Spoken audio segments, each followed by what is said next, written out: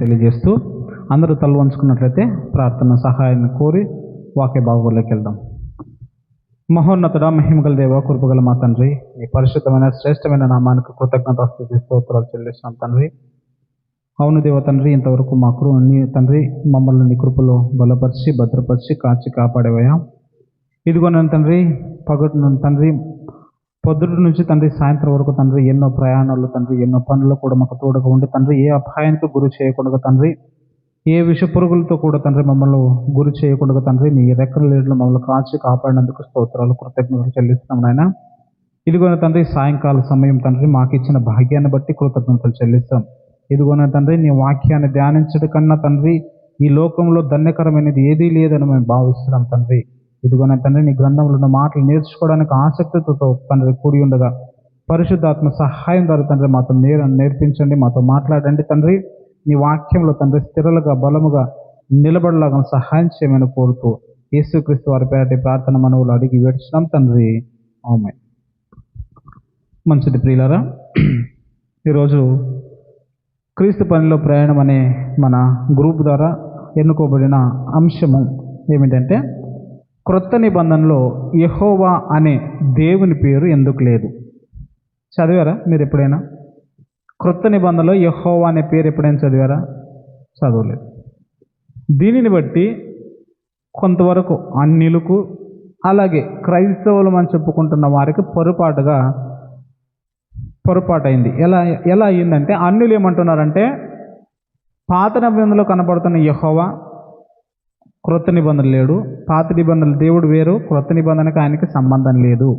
పాత నిబంధనలో సైన్యములకు అధిపతి యెహోవా లేక యెహోవా దేవుడుగా ప్రకటించుకున్న ఆ దేవుడు క్రొత్త నిబంధన లేడు, క్రొత్త నిబంధనకి ఆయనకు సంబంధమే లేదని క్రైస్తవేతరులు అని అంటుంటే, క్రైస్తవులుగా అని చెప్పుకుంటున్న బోధకులుగా అని చెప్పుకుంటున్న బోధక వర్గాన్ని సంఘ నాయకులుగా సంఘాన్ని నడిపించేవారు ఉన్నవారు మనవారు కూడా ఏమంటున్నారంటే, మనవారు పొరపాటు ఎక్కడ పడ్డారంటే, పాత నిబంధనలో యెహోవాగా ఉన్న ఆయన ఎవరూ కాదు, ప్రభు అయిన యేసుక్రీస్తు వారే.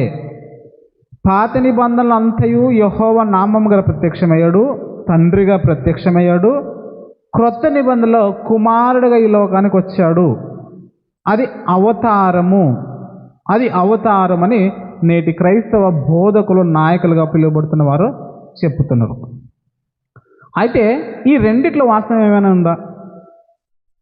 యెహోవా అనే దేవుని పేరుగా ఉన్న పాత నిబంధన ఈ పేరు లేక ఈ నామము క్రొత్త నిబంధన లేనేసరికి ఇక్కడ క్రైస్తవులకు అలాగే క్రైస్తవేతరులకు అపార్థంగా అయింది. అయితే ఇప్పుడు మనము ఈ పేరు దాని గురించి మనము విశ్లేషిద్దాం. క్రొత్త నిబంధనలో యెహోవా అనే దేవుని పేరు ఎందుకు లేదు తెలుసు మీకు ఏమైనా పిల్లరా? యెహోవా దేవుని పేరు క్రొత్త నిబంధనలు ఏమనుంది? తండ్రి అనుంది, పరలోకపు తండ్రి అనుంది, మనకు తండ్రి అన్న మాట ఉంటాయి తప్ప దేవుడు అనే మాట ఉంటుంది, ప్రభు అనే మాట ఉంటుంది, లేక మహాదేవుడు అని ఉంటుంది, తండ్రి అనే మాట ఉంటుంది. ఈ మాటలు ఉన్నాయి తప్ప ప్రభు అయిన యేసుక్రీస్తు వారికి ఉన్నంత స్పష్టంగా, యేసుక్రీస్తు వారికి పేరుకు ఉన్నంత స్పష్టంగా తండ్రి అయిన దేవుడు యెహోవాగా పిలువబడుతున్న పాత నిబంధనపు దేవుని పేరు నామము క్రొత్త నిబంధన లేనే సరే లేదు. ఎందుకు లేదు అని మనం ఆలోచన చేస్తే, మనం కొంచెం యెహోవా దేవునిగా తనను తాను ఎలా బయలుపరుచుకున్నాడు, పాత నిబంధన రాయబడిన భాష ఏది, పాత నిబంధన రాయబడిన లాంగ్వేజ్ ఏదైనా మనం పరిశీలించినప్పుడు మనందరికీ తెలిసిన విషయమే. పాత నిబంధన ఏ భాషలో రాయబడిందండి? హెబ్రూ భాషలో. క్రొత్త నిబంధన గ్రీక్ మరియు అరమిక్ లాంగ్వేజ్లో రాయబడింది. అది హెబ్రూ భాషలో యెహోవా అనే పేరుని ఏమంటారు? కొత్త నిబంధనలేమో దేవుడు అని ఉంది, తండ్రి అని ఉంది, మహాదేవుడు అని ఉంది. మనకి తండ్రి అనే మాటలు ఇలా కనపడుతున్నాయి తప్ప ఈ పాత నిబంధనలు యెహోవా అనే నామము, యెహోవా అనే పేరు క్రొత్త నిబంధన లేదు. అయితే హెబ్రూ భాషలు యెహోవా అనే పేరుకి ఏమంటారు ఒకసారి చూసుకుందాం. హెబ్రూ అనే భాషకి మొదటగా దేవుడు తనను తాను ఏమని పరిచయం చేసుకోవడానికి మొదలు పెట్టాడో ఒకసారి చూద్దాం. ఆదికాండం 17వ అధ్యాయం. ఆదికాండం 17వ అధ్యాయం మొదటి వచనం చదువుకుందామా? అబ్రహాము, యెహోవా అబ్రహాముకు ప్రత్యక్షమై నేను సర్వశక్తి గల దేవుడను అని ప్రకటించుకున్నాడు. ఎవరికి? అబ్రహాము. దీన్ని హెబ్రూ భాషలో ఏమంటారో చూద్దాం ఒకసారి. ఇక్కడ చూడండి, కనపడుతుందా? ఇక్కడ మూలకు కనపడుతున్న హెబ్రూ లాంగ్వేజ్, హెబ్రూ భాష. మనకి కన్నడ, తెలుగు, ఇంగ్లీషు, మనకు తెలిసిన హిందీ భాషలు అన్నీ ఇట్లు చదవడం అలవాటు కదా. హెబ్రూ భాష మాత్రం ఇట్లు చదవాలి, ఉల్టా ఇక్కడ నుంచే చదువుకోవాలి. హెబ్రూ భాష, అరమిక్ భాష మాత్రం ఇట్లు చదవాలి. నా దగ్గర ఖురాన్ ఉంది, ఖురాన్ ఇలాగే చదవాలి. పాత నిబంధన హెబ్రూ భాష ఇలాగే చదవాలి. ఇది హెబ్రూ భాష. ఇక్కడ 2 అక్షరాలు కనపడుతున్నాయా? ఇది ఏంటి అని అంటే, దీన్ని ట్రాన్స్లేషన్ ఇంగ్లీష్లో ఏం చేశారంటే ఎల్ షడ్డాయ్. మనకు పాటలు పాడుతుంటారు కదా, ఎల్ షడ్డాయ్ అంటే దీన్ని హెబ్రూ భాషలో కొన్ని కోడ్ లాంగ్వేజ్ ఉపయోగం చేస్తారు. హెబ్రూ భాషలో కోడ్ లాంగ్వేజ్ హెల్ అనగా H410 కొడితే ఇది హెల్ అనే పదం వస్తుంది, దేవుడు అని. షడ్డాయ్ అనే దానికి H7706 కొడితే షడ్డాయ్ అనే మాట కనపడుతుంది. దీనిని కలిపి సర్వశక్తి గల దేవుడునని అబ్రహాముకు దేవుడు ప్రత్యక్షపరచుకున్నాడు. దీన్ని ఆల్మైటీ గాడ్ అని అంటారు ఇంగ్లీష్లో. ఏమంటారంటే ఆల్మైటీ గాడ్. హెబ్రూ భాషలో ఏమో ఎల్ షడ్డాయ్, తెలుగు భాషలో ఏమో సర్వశక్తి గల దేవుడును. రైట్. నిర్గమకాండము 3వ అధ్యాయము 14-15 వచ్చిన చదువుదాం.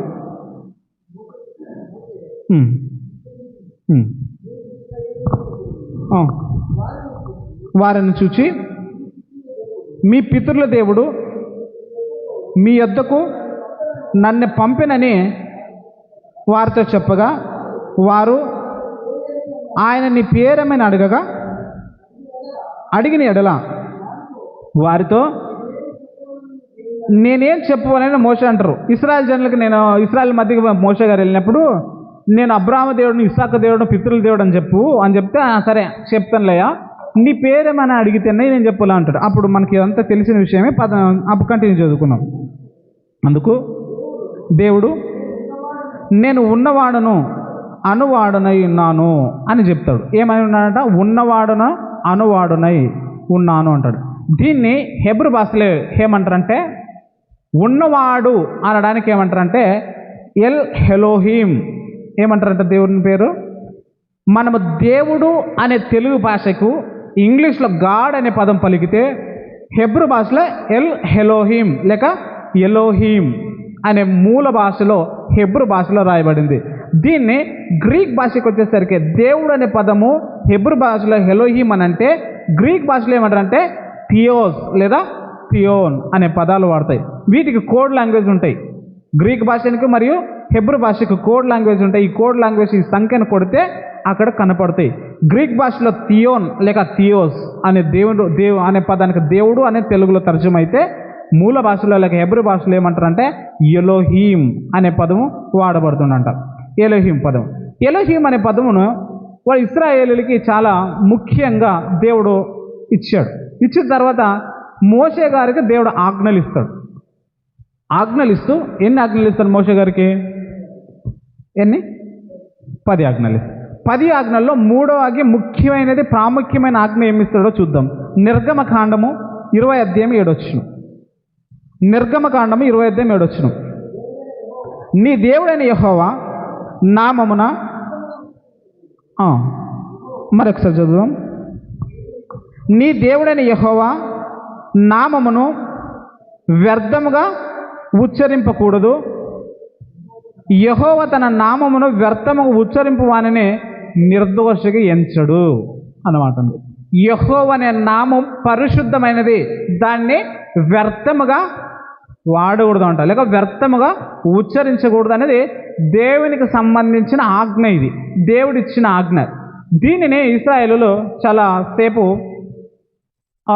చాలా సంవత్సరాలు పవిత్రంగా ఎంచారు. దేవుని యెహోవా అనే నామం పలకడానికి చాలా గంభీరమైన పదం అది, చాలా మహోన్నతమైన పేరు అది, చాలా ఉత్కృష్టమైన పదం అది, చాలా పవిత్రమైన పదం అని దేవుడు చెప్పాడు కనుక మనం ఆ పదాన్ని మనము వ్యర్థంగా ఉచ్చరింపకూడదు, దానిని ఆ నామానికి మనము అపవిత్రత తెచ్చుకోకూడదు, ఆ నామాన్ని మనం ఆపాదించకూడదు. ఒకవేళ ఆ నామానికి మనం ఏమైనా అపవిత్రత చేస్తే, లేక ఆ నామాన్ని మనం ఏమైనా అపవిత్రత చేస్తే, ఆ నామం బట్టి ఆ దేవుడు మనలో నిర్దోషిగా ఎంచుడు అని ఇశ్రాయేలుకు భయం పుట్టింది. ఎందుకంటే దేవుడు ఆజ్ఞ ఇచ్చాడు, నా నామమును వ్యర్థంగా ఉచ్చరింపకూడదు, ఉచ్చరిస్తే మీకు ఏం చేస్తారంటే ఆయన నిర్దోషిగా ఎంచుడు అనే మాట చాలాసార్లు బైబిల్లో మనకు కనపడతాయి. మచ్చటికి ఒక 2 వచనాలు చూద్దాం. లేవీకాండము 18:21 వచ్చిన. లేవీకాండం 18:21 చదువుదాం స్పీడ్గా, లేఖనాలు ఎక్కువ ఉన్నాయి, త్వరగా చదువుకుందాం. నీవు ఏమాత్రమును నీ సంతానమును మొలేకు నిమిత్తము అగ్నిగుండమును దాటనీయకూడదు, నీ దేవుని నామము అపవిత్రపరచకూడదు, నేను యెహోవాను. నీ దేవుడైన యెహోవా నామమును అపవిత్రపరచకూడదు. 19:2 చూద్దాం. 19:2 అదే వచ్చిన పైన, రైట్ సైడ్ పైన. నీ దేవుడైన యెహోవాకు నేను పరిశుద్ధుడై ఉన్నాను, మీలో ప్రతివాడు తన తల్లికి తండ్రికి భయపడవలను. దేవుడు పరిశుద్ధుడు, ఆయన నామం పరిశుద్ధమైంది. ఆ నామం పరిశుద్ధమైన నామను వ్యర్థముగా ఉచ్చరింపకూడదు అనేది దేవుని ఆజ్ఞ అయింది. ఇదే లేవీకాండం ఒక 24 అధ్యాయం చూద్దాం. 24 అధ్యాయం 16. ఇలా లేఖనాలు చూసుకుంటూ పోతే చాలా ఉన్నాయి, మచ్చుకు కొన్ని రెఫరెన్స్ చూపిస్తున్న ప్రియులారా. 24:16 చదువుకున్నాం. యెహోవా నామమున దూషించువాడు మరణ శిక్ష నొందవలను. యెహోవా నామాన్ని ఎవరైనా దూషిస్తే ఆయనకేం రావాలంట? ధర్మశాస్త్ర ప్రకారం, లేక మోషే లా ప్రకారం, మోషే ధర్మశాస్త్ర ప్రకారము మరణ శిక్ష విధింపబడాలి. ఇప్పుడు ఇంత కఠినంగా ఈ పేరు, లేక ఇంత పవిత్రంగా, లేక ఇంత గంభీరంగా ఉన్న పేరు ఇశ్రాయేలు వ్యర్థంగా ఉచ్చరిస్తారా? అయితే ఉచ్చరించారు. ఉచ్చరించిన తర్వాత ఏం చేస్తారంటే, ఇశ్రాయేలుకి దేవుడు ఐగుప్తు దేశం నుండి తీసుకుని వచ్చి కనాను భూదేశము స్వదేశము ఇచ్చిన తర్వాత కూడా వాళ్ళు అనేక మార్లు విగ్రహారాధనకు లేక దేవునికి వ్యతిరేకంగా బ్రతుకుతున్నప్పుడు చాలాసార్లు దేవుడికి ఏం చూపించారంటే, చాలాసార్లు వాళ్ళకి శత్రువులకు అప్పగించి వాళ్ళకి చిత్రహింసలు పెట్టారు, వాళ్ళని ఎన్నో ఇబ్బందులు పెట్టినప్పుడు వాళ్ళకి చివరికి ఒకసారి ఏమైందంటే గుర్తుకొచ్చింది. ఏమని గుర్తుకొచ్చింది అని అంటే, చివరిగా ఎప్పుడు యేసుక్రీస్తు వారు ఇంకొక 200 సంవత్సరాలు వచ్చేసరికి వాళ్ళకు అందరూ రాజులతోనూ, ఐగుప్తీలతోనూ, ఫిలిస్తీన్లతోనూ, బబులోనియలతోనూ, అష్షూరులతోనూ, అమ్మోనీయులతోనూ వాళ్ళందరితో దెబ్బలు తిన్న తర్వాత, వీళ్ళందరికీ దెబ్బలు తిన్న తర్వాత వచ్చిన జ్ఞాపకం ఏంటంటే, మనము యెహోవా నామమును వ్యర్థంగా ఉచ్చరిస్తాం, దానికి మనకి దేవుడు మనల్ని ఇంత శిక్ష పెడుతున్నాడు గనక మనం ఏం చేద్దాం, యెహోవా నామమును వ్యర్థంగా ఉచ్చరించకూడదని కొన్ని ఏం చేశారంటే, ఆ టైంలో ఇశ్రాయేల్ని పరిపాలించడానికి, లేక ప్రపంచాన్ని పరిపాలిస్తున్న ఒక రాజు ఉన్నాడు. ఆ రాజు పేరు ఏంటంటే అలెగ్జాండర్ అనే ఒక రాజు ఉన్నాడు. ఈ అలెగ్జాండర్ అనే రాజు ఏం చేశాడంటే, ఇశ్రాయేల్లో ఉన్న పాత నిబంధన లేక ధర్మశాస్త్రపు గ్రంథాన్ని ఏం చేశారంటే గ్రీకు భాషలోకి అనువాదించారు. అర్థమవుతుందా ప్రియులారా? ఇశ్రాయేల్లో మోషే గారు ఇచ్చిన ఆ ధర్మశాస్త్ర గ్రంథాన్ని, పాత నిబంధనను ఇశ్రాయేళ్ల భాష అయిన హెబ్రీ భాష నుండి గ్రీక్ భాషలోకి తర్జుమా చేసేటప్పుడు దానిని 70 మంది తర్జుమా చేస్తారు.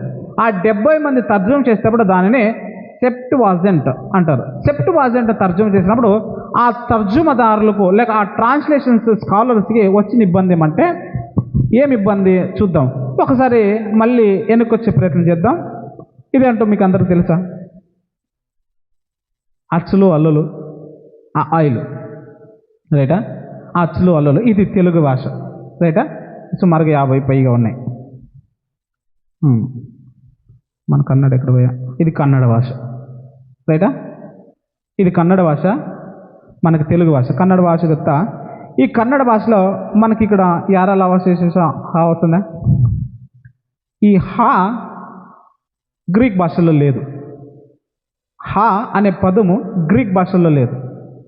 ఇప్పుడు యెహోవా అనే పేరుకు హా వస్తుంది రాదా?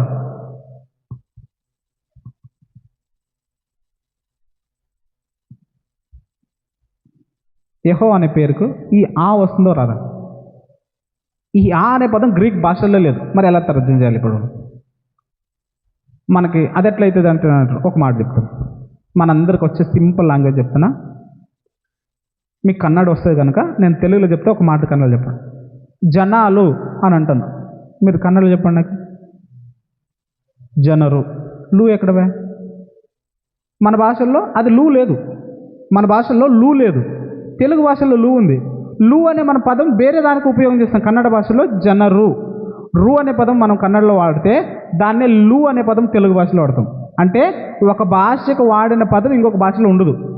అయితే హెబ్రూ భాషలో ఇక్కడ చూంటాయి. హెబ్రూ భాషలో ఆయిల్ ఇలా ఉంటాయి.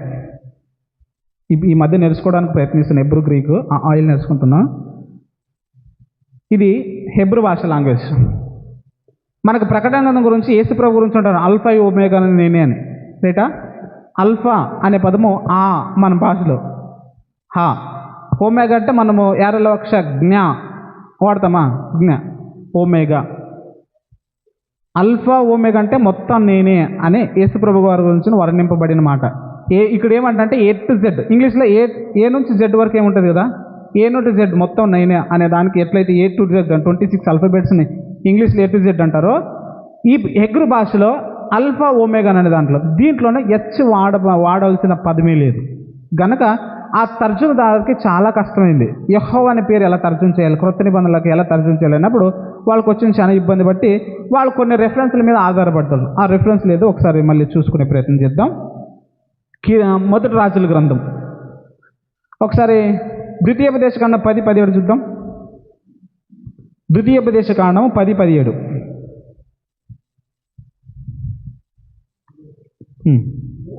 ఎలాగనగా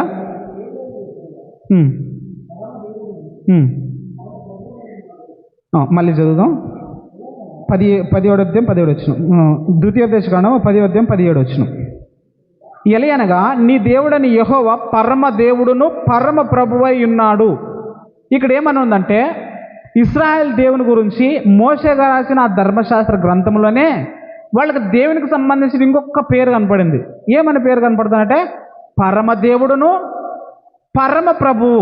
అంటే పరమ ప్రభువు అన్నది ఆ దేవునికి సంబంధించిన మాట అన్నమాట. లేక ఆ పరమ దేవుడు లేక ఆ పరమ ప్రభు అనే ఆ నామము ఇశ్రాయేలులో ఆ దేవునికి సంబంధించిన మాట.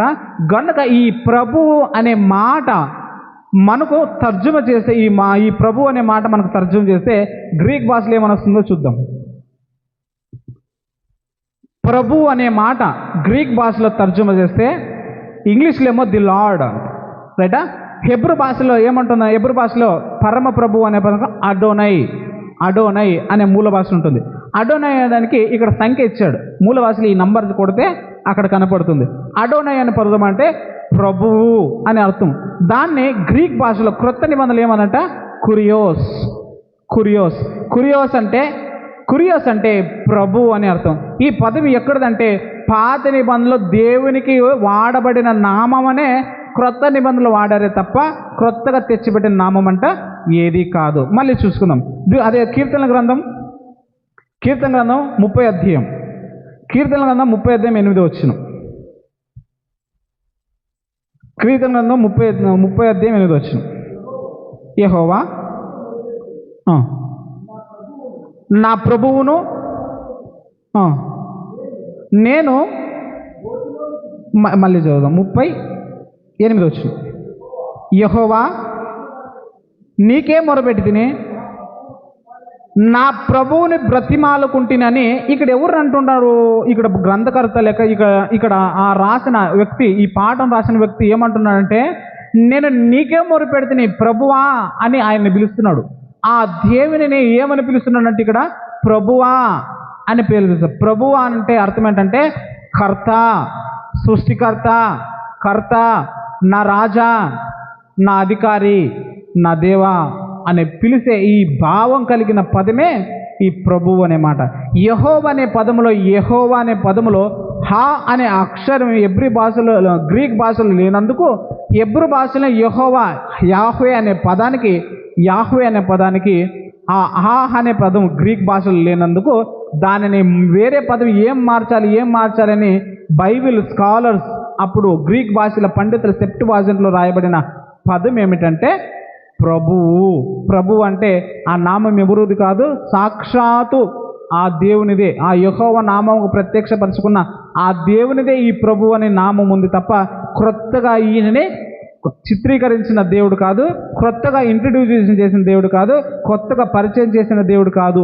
పాత నిబంధనలో ఉన్న ఆ యెహోవా దేవునిగా పిలువబడుతున్న ఆ దేవుడే క్రొత్త నిబంధనలో ప్రభువుగా పెద్ద అక్షరాలు, తండ్రి అనే దేవునికి సంబంధించిన అక్షరంలో పెద్ద అక్షరాలుగా ప్రభువు అని కనపడుతుంది. కొన్నిసార్లు దాని గ్రీక్ భాషలో ఏమైనా కురియోస్ అనే పదము వాడబడ్డాయి. కురియోస్ అంటే ఎవరు కాదు, ఆ ప్రభువే. మళ్ళీ చూద్దాం 68వ అధ్యాయం 11వ వచనము. 68వ అధ్యాయం 11వ వచనము. 68వ అధ్యాయం 11వ వచనము.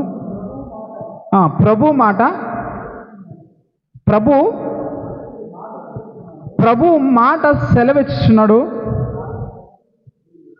ప్రభు మాట సెలవిస్తున్నాడు. కొన్ని మాటలు ఏంటంటే సైన్యములకు అధిపతి యెహోవా ఇలాగ సెలవిస్తున్నాడు అన్న మాటలు మనం చదువుతుంటాం కదా. సైన్యములకు అధిపతి యెహోవా ఇలా సెలవిస్తున్నాడు, యెహోవా ఇలాగ సెలవిస్తున్నాడు పాత నిబంధనలు కనపడుతుంది కదా.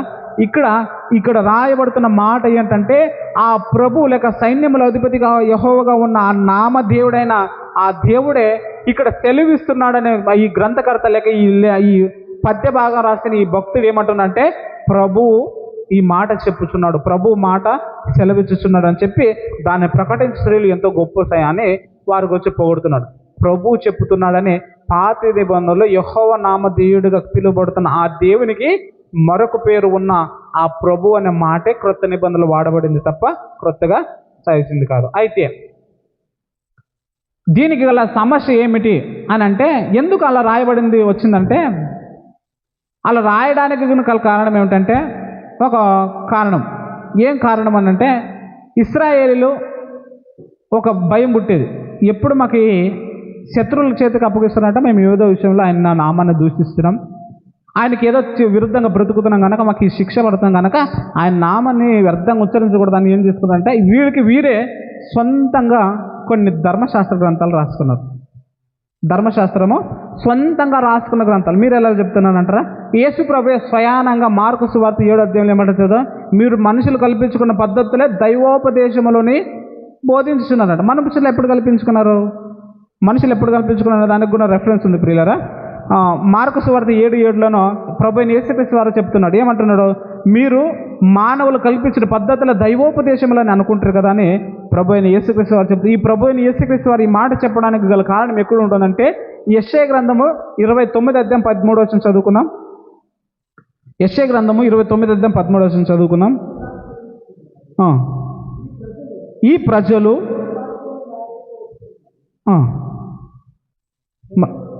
మరి 29:13 చదువుతాం. ప్రభు ఇలాగ సెలవిస్తున్నాడు, ఈ ప్రజలు నోటి మాటతో నా ఎద్దుకు వచ్చుచున్నారు, పెదవులు నన్ను గణపరుచుచున్నావు కానీ తమ హృదయం నాకు దూరంగా చేసుకుని ఉన్నారు.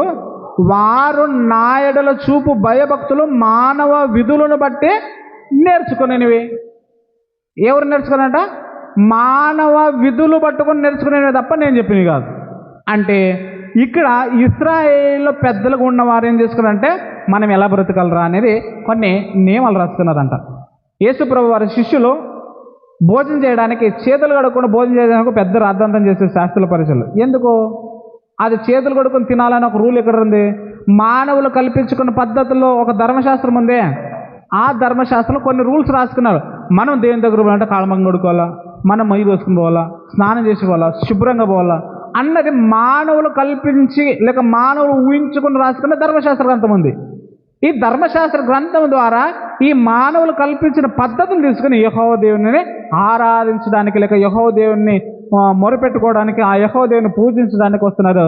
దేవుడు ఏమంటున్నాడంటే వారి హృదయం నాకు దూరంగా ఉంది, వారి నడవడికల లేక వారు మాటలు మానవుల విధులను బట్టి వారు భక్తి చేస్తున్నారు తప్ప నేను చెప్పిన మాట ప్రకారం వారు భక్తి చేయట్లేదని చెప్తున్నాడు. అలాగే మలాకీ గ్రంథం 3:13లో చూసుకున్నాం.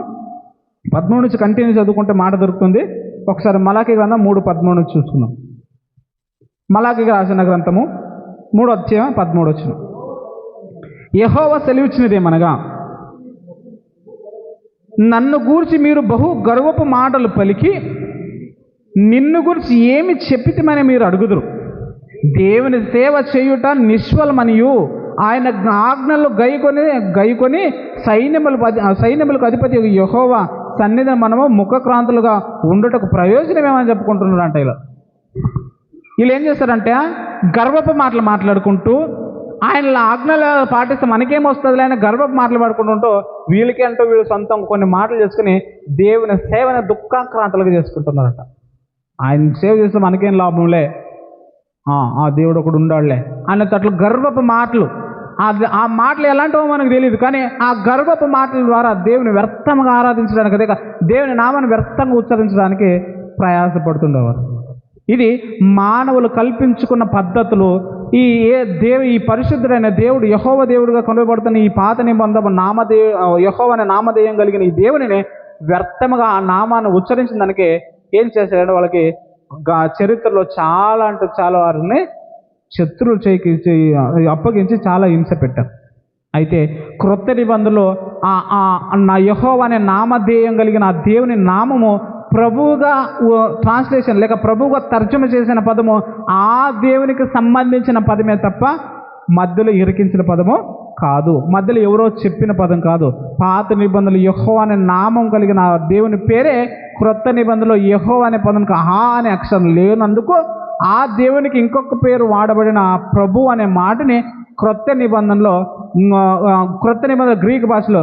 గ్రీక్ భాషలో కూడా 3 రకాలు ఉన్నాయి. 3 భాషలో గ్రీక్ భాష ఏ భాష రాయబడింది అంటే కోయిని గ్రీక్ భాషలో రాయబడింది. ఆ కోయిని గ్రీక్ భాషలో కురియోస్ అనే పదమునికి కర్త, యజమాని, నాయకుడు, రాజు అనే పదమే వాడబడింది. సైన్యములకు అధిపతి యెహోవా నామమే ఈ క్రొత్త నిబంధనలు ఉంది అని మనం ఇక్కడ. అయితే దీనివల్ల మనకు వచ్చే ఫలం ఏమి? ఇప్పుడు యెహోవా నామం కొత్త నిబంధన లేదంటే ఎందుకు లేదని మనకు అర్థమైంది. అయితే దీనివల్ల వచ్చే మనకు ఫలం ఏమి నేర్చుకున్నాం, అయిపోయిందా?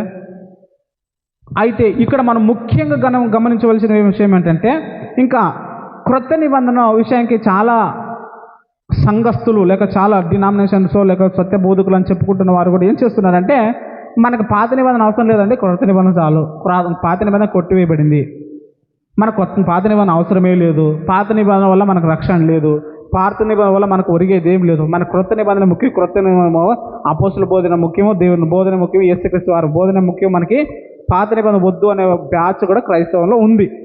అయితే ఇప్పుడు మనం ఏం చేయాలి? పాత నిబంధన మనం చదువుకోకూడదా అని అంటే, పాత నిబంధనలో ఉంటున్న ఆ దేవుడు పరిశుద్ధుడైన దేవుడు క్రొత్త నిబంధనలు ఉన్నాడు కదా. అయితే ఆ పాత నిబంధనలో ఉన్న ఆ మాట కొట్టివేయబడిందా అంటే, ఆ ధర్మశాస్త్రంలో కొట్టివేయబడిందా లేదా నెరవేర్చబడిందా అని దేవుని చిత్తమైతే ఎప్పుడైనా దాన్ని ఒక 3-4 భాగాలు మాట్లాడాలని ప్రిపేర్ అయ్యాను.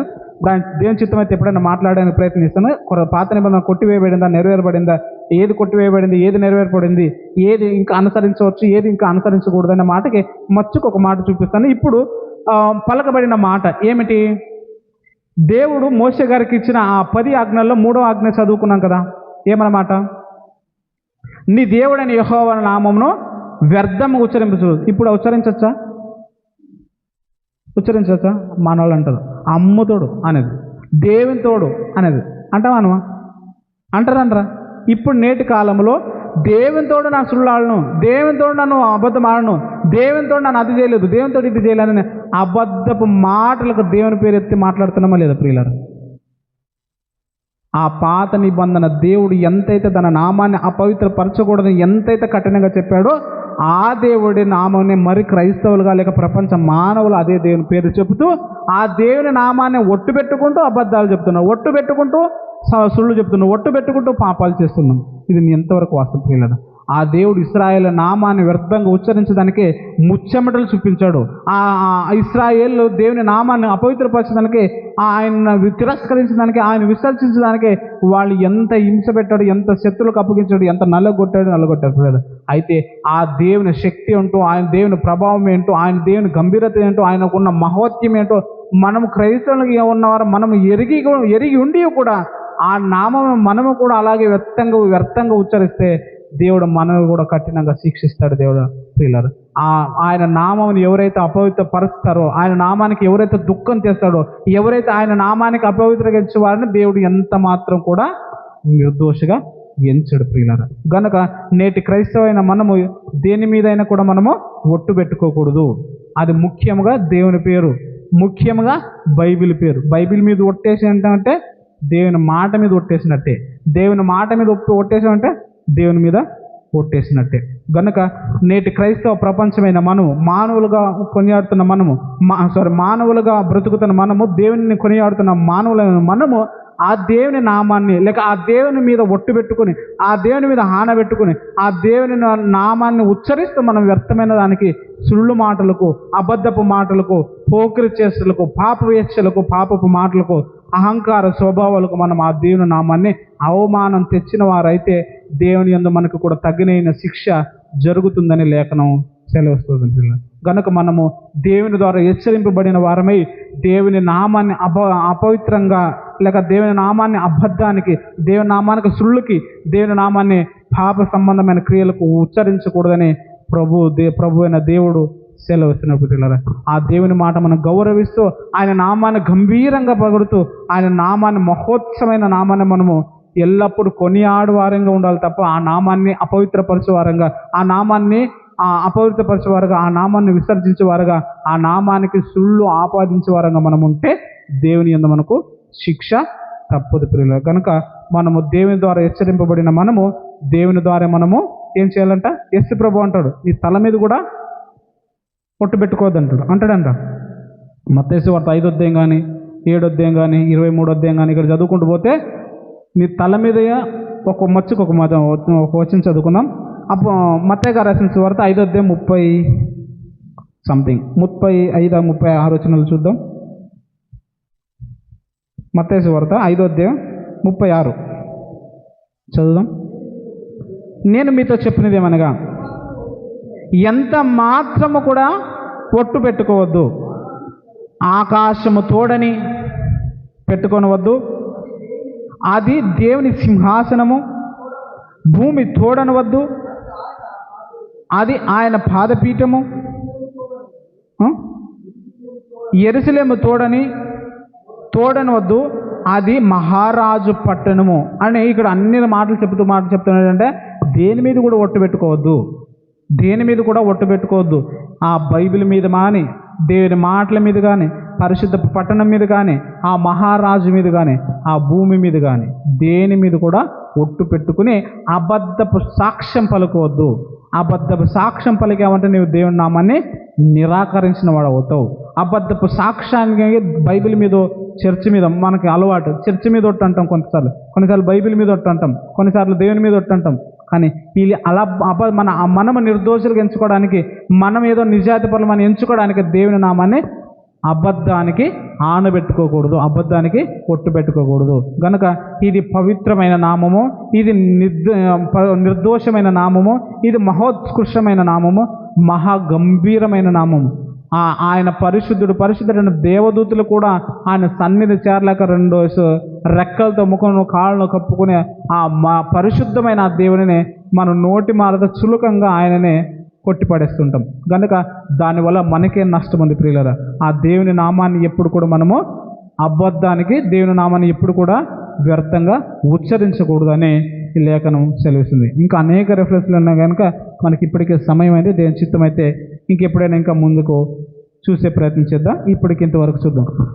మొదటిగా హెబ్రీ భాషలో దేవుడు అనే పదానికి ఏమని అర్థం ఉందంటే ఎలోహీం. ఎలోహీం అంటే గ్రీక్ భాషలో థియోస్ అనే, కన్నడ భాషలో దేవుడు అని, తెలుగు భాషలో దేవుడు అని, ఇంగ్లీష్ భాషలో గాడ్ అనే పదం వాడుతూ ఉంటాం. కనుక అక్కడ పాత నిబంధనలో దేవునికి ప్రభు అని వాడబడిన పదములో అడోనై అనే వాడబడితే, క్రొత్త నిబంధనలో అదే పేరునే కురియోస్ అనే పదం వాడబడి. కురియోస్ అంటే ప్రభు అనే మాట.